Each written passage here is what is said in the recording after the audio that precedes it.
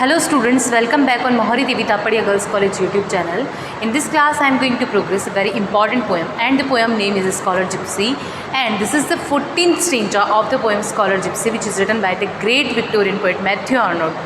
Students आप लोग इस पर ऑलरेडी जो है this is the 15th stanza of the poem, 14th stanza तक आप इस पर देख चुके हो। इसमें आपको आइडिया लग गया कि पोएम में क्या चल रहा है। देखो इसमें ऐसा है, ऑक्सफोर्ड यूनिवर्सिटी के स्टूडेंट्स हैं, स्कॉलर्स हैं, उन्होंने अपनी यूनिवर्सिटी को छोड़ दिया है जिप्सी ज्वाइन करने के लिए। जिप्सी जो है ऐसे लोगों का ग्रुप है, ऐसे लोगों का बैंड है जो घुमक्कड़ लोग होते हैं, जो कहीं भी अपना टेंट बांधा और रहना शुरू कर दिया, ठीक है, जिनकी लाइफ जो है खुद की उनकी विशेस पे डिपेंड करती है, उनकी अपनी डिज़ायर्स पे डिपेंड करती है। वो हमारी तरह मटेरियलिस्टिक वर्ल्ड में फंसे हुए नहीं होते, मटेरियलिस्टिक वर्ल्ड से कोसों दूर होते हैं। तो जो ऑक्सफोर्ड यूनिवर्सिटी के जो स्टूडेंट्स हैं, स्कॉलर्स जो हैं, उन्होंने ये बैंड इसीलिए ज्वाइन किया है ताकि ये दुनिया को सिखा सके कि जिप्सी जो है कैसे रहते हैं। पहले उनका ग्रुप ज्वाइन करके उनके साथ सीखें कि इस मटेरियलिस्टिक वर्ल्ड से दूर कैसे रहें, और उसके बाद इस दुनिया को सिखा सके कि वो लोग अपनी डिज़ायर पे अपनी लाइफ कैसे जीते हैं। तो इसलिए इन्होंने क्या है ज्वाइन कर लिया, स्कॉलर्स ने जिप्सी को ज्वाइन कर लिया। ये जो पोएम है ये पूरी की पूरी जो एक स्टोरी है, जॉन ग्लेनविले नाम के जो राइटर हैं उनकी स्टोरी है द वैनिटी ऑफ डॉगमेटाइजिंग, उस पर बेस्ड है। उसमें ऐसे ही दो ऑक्सफोर्ड यूनिवर्सिटी के स्टूडेंट्स हैं, उन पे पूरी स्टोरी बेस्ड है कि उन्होंने जिप्सी ज्वाइन कर लिया है। तो जो मैथ्यू आर्नोल्ड है, इन्होंने विक्टोरियन एज में ये पोएम लिखी है, अबाउट 200 ईयर्स आफ्टर, है ना, 200 ईयर्स के बाद में ये पोएम जो है इन्होंने लिखी है। तो आज का जो स्टेंजा है 15th स्टेंजा, 14th स्टेंजा में हमने देखा था कि वो बता रहे हैं कि एग्जैक्टली 200 साल बाद में जो स्कॉलर जिप्सी है उसकी स्टोरी शुरू हुई है। ये सब आपने 14th स्टेंजा में पढ़ा। आप 1st to 14th 1 by 1 सारे स्टेंजास देखें, देन 15th स्टेंजा देखेंगे तो आपको अच्छे से समझ आ जाएगा। Let's begin with the 15th stanza. Student देखो, no on thou hast not felt the lapse of hours, for what wears out the life of mortal man. This means it is that from change to change there being roles. It is that repeated shocks again exhaust the energy of strongest soul and numb the elastic powers, till having used our nerves with bliss and tea, and tied upon 1,000 schemes our wit, to the just pausing genius we remit, our worn out life and are what we have been. इसमें क्या है, no on thou hast not felt the lapse of hours. कौन इतना ज़्यादा feel करता है कि घंटों कहाँ बिता दिए, है ना, कौन ऐसा फील करता है कि घंटों घंटों कहाँ बिता दिए। For what wears out the life of mortal man.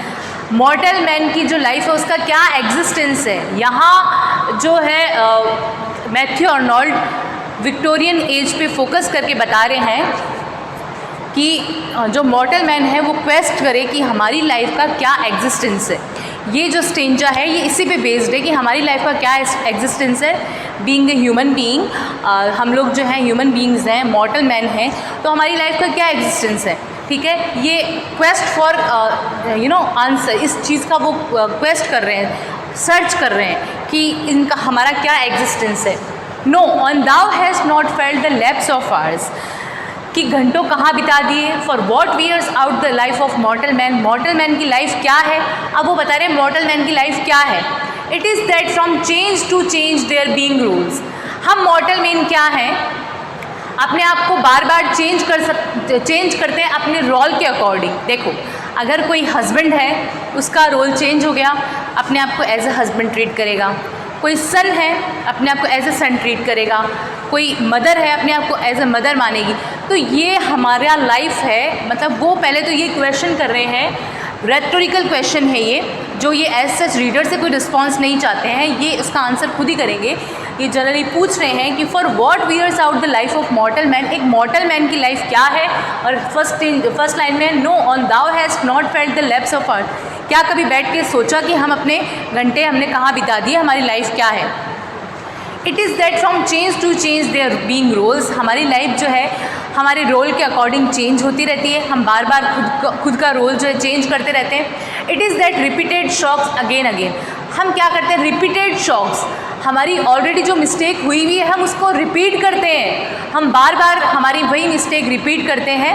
हमारे जो शॉक्स हैं, मीन्स वही मिस्टेक वाली बात हो गई कि हमारी जो मिस्टेक्स हैं हम रिपीट अगेन एंड अगेन बार बार उन चीज़ों को रिपीट करते जाते हैं, है ना। हमसे मिस्टेक हुई, हम उससे सबक लेने के बजाय हम ह्यूमन बींग्स क्या करते हैं, हम मॉर्टल मैन क्या करते हैं, फिर से वही गलती कर देते हैं। Exhaust the energy of strongest soul, और इन्हीं मतलब यही गलतियां करने में हमारी जो एनर्जी है वो एग्जॉस्ट हो जाती है। स्ट्रॉन्गेस्ट सोल की जो एनर्जी है, भाई मनुष्य है वो सबसे स्ट्रॉन्गेस्ट सोल माना गया है, उसकी एनर्जी इन्हीं गलतियां करने में, मिस्टेक करने में एग्जॉस्ट हो जाती है। And numb the elastic powers, और हम अपने पावर को, एलास्टिक पावर्स को मतलब बहुत अच्छे पावर को क्या कर देते हैं, नम कर देते हैं, बिल्कुल मूर्छित सा कर देते हैं जिसमें जान ही नहीं हो। ठीक है, हम अपने जो है पावर को नहीं समझ पाते हैं, हम मिस्टेक करते जाते हैं, हम स्ट्रॉन्गेस्ट सोल होके भी बार बार मिस्टेक करते जाते हैं, क्योंकि we are in materialistic world, हम मटीरियलिस्टिक वर्ल्ड में हैं।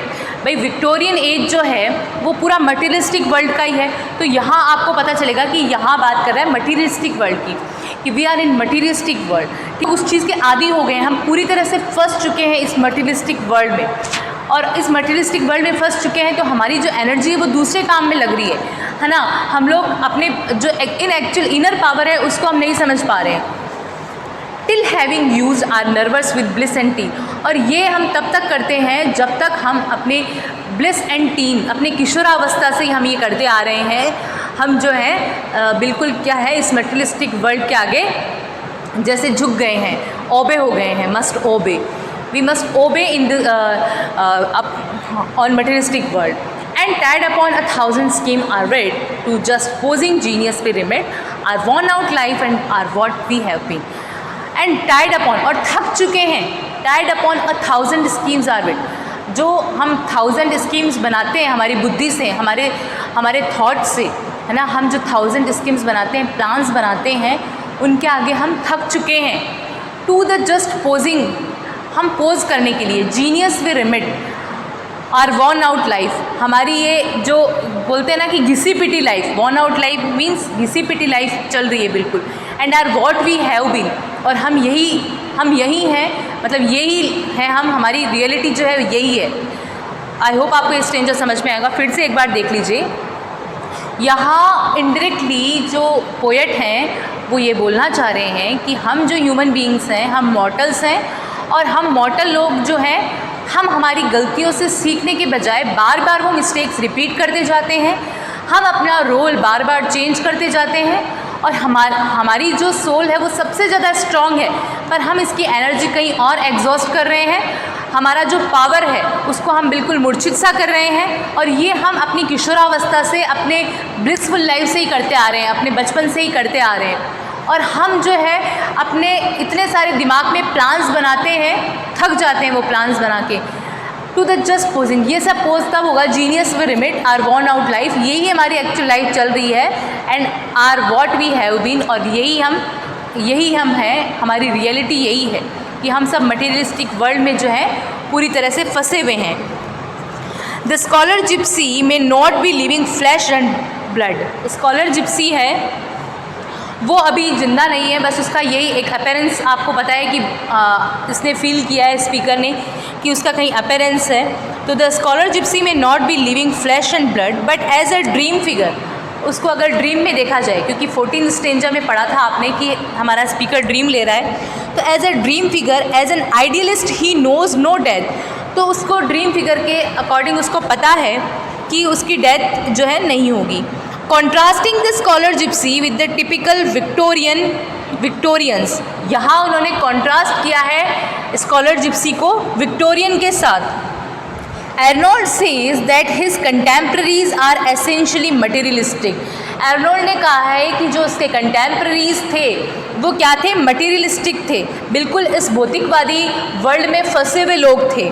दे have no fixed ideal to pursue, उनके पास कोई अपना आदर्श नहीं था परस्यू करने के लिए, कुछ धर्म नहीं था उनका, बिल्कुल मटीरियलिस्टिक वर्ल्ड में फंसे हुए थे। They are engaged in various experiments, वो अलग अलग तरह के एक्सपेरिमेंट में क्या थे, इंगेज थे, बिजी थे। And have not the patience to stick to anything, किसी एक के पास वो नहीं चिपकते थे, उनके पास इतना धैर्य नहीं था कि वो कहीं एक अपना फोकस कर सके। मतलब विक्टोरियन एज में क्या था, लोगों की लाइफ पेंडुलम के जैसी थी, ठीक है। उनको नहीं समझ आ रहा था कि वो साइंस को माने या फिर वो गॉड को माने, वो एकदम पेंडुलम की तरह इधर उधर घूम रहे थे। लोगों का जो माइंड सेट था वो एक जैसा नहीं था, लोग एक जगह फोकस नहीं करते थे, लोग इधर उधर अपना माइंड चलाते रहते थे, उनको नहीं पता था कि उनको क्या करना है, क्या सही है उनके लिए। ऐसे लोग थे, वो किसी एक जगह पे नहीं टिकते थे, उनको इतना पेशेंस नहीं था कि वो किसी एक जगह पे टिक जाए। तो they are engaged in various experiments and have not the patience to stick to anything. They fail in their experiments and feel weak and miserable as a result of a series of shocks. और फिर वो fail हो जाते थे अपने experiment में। They fail in their experiments and feel weak, फिर वो अपने आप को वीक फील करते थे। and miserable as a result of a series of shocks, फिर इसका रिज़ल्ट क्या होता था कि उनको शॉक लगता था, मतलब उनसे गलती होती थी, वो डिप्रेशन में आ जाते थे, बिल्कुल डिप्रेशन वाली उनकी लाइफ हो जाती थी, क्योंकि वो जो करना चाहते थे वो उनसे होता नहीं था, उनके एक्सपेरिमेंट फेल हो जाते थे, एक जगह वो अपना ध्यान लगाते नहीं थे, एक जगह उन्होंने कुछ स्टार्ट किया, फिर गिव अप किया, फिर दूसरी जगह शुरू किया, ऐसे ही दूसरी जगह गिव अप किया, तीसरी जगह शुरू किया, तो उनका माइंडसेट नहीं था एक जगह, तो उसकी वजह से क्या होता था, उनको शॉक लगता था, वो डिप्रेशन में आ जाते थे। दे lose their vitality and elastic of spirit, उन्होंने ऐसे करते करते अपने खुद के अंदर की इनर पावर जो है वो ख़त्म कर दी। And numb the elastic power mean उन्होंने अपने अंदर की जो पावर है वो ख़त्म कर दी। They lose their vitality and elasticity of spirit, अपनी आत्मा की उन्होंने एलास्टिसिटी ख़त्म कर दी। They feel that they have frittered away their time and energy in ideal and useless pursuit, उन्होंने फील किया, वो फील करते थे that they have frittered away their time and energy, उन्होंने अपना जो टाइम और एनर्जी है in ideal and useless pursuit, कि उन्होंने अपना टाइम और एनर्जी यूजलेस चीज़ों में ख़त्म कर दिया, ठीक है। We surrender ourselves to the guardian angels, हमने खुद को सरेंडर कर दिया गार्जियन एंजल्स के सामने। हु पोजेज, जो पोज करती है, लिखा हुआ है ना, to the just pausing, who poses and wonders what he should bestow on us at the time of death, कि हमारे लिए हमारे डेथ के टाइम हमने ये सब पोज किया है, उससे पहले तो हम इस मटीरियलिस्टिक जंजाल में फंसे हुए हैं और हम मिस्टेक करते रहते हैं, हम हमारी वॉर्न आउट लाइफ जीते रहते हैं और यही हमारी रियलिटी है, हम ऐसे ही जीते हैं। आई होप आपको ये स्ट्रेंजर क्लियर हो गया। देन नेक्स्ट इसके वीडियो में हम इसका 16 स्ट्रेंजर देखते हैं। Thank you.